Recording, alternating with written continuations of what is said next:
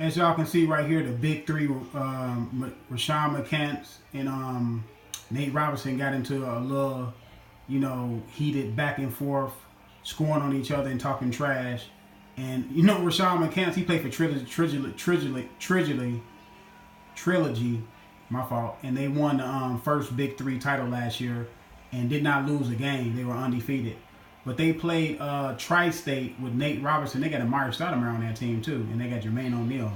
But they played yesterday, and him and Nate Robinson got into it. Man, they got fiery and they were scoring back and forth on each other. And Rashawn McCants was looking at Nate Robinson like, man, you too little for me.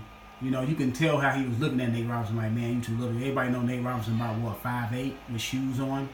But Nate Robinson started busting Rashawn McCants' head, man.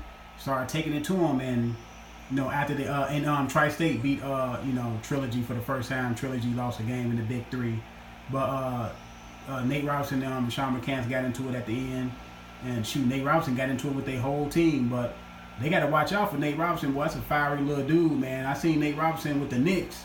Go at it when he was with I think he was with Denver. Him and J.R. Smith got into it, and he slammed J.R. Smith. But Nate Robinson can ball, man. He just was a little bit too precocious for the NBA sometimes.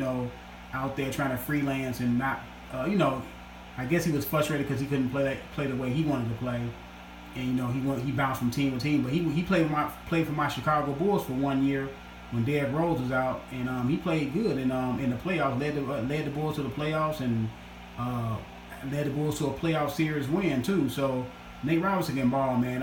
If you're not watching the Big Three, man, just check out the Big Three, man. Ice Cube doing some good things with the Big Three. It reminds me of some neighborhood basketball games. You know how you sit down and you look at the old heads when you were growing up, looking at the old heads ball, and they talking crap to each other and getting into it.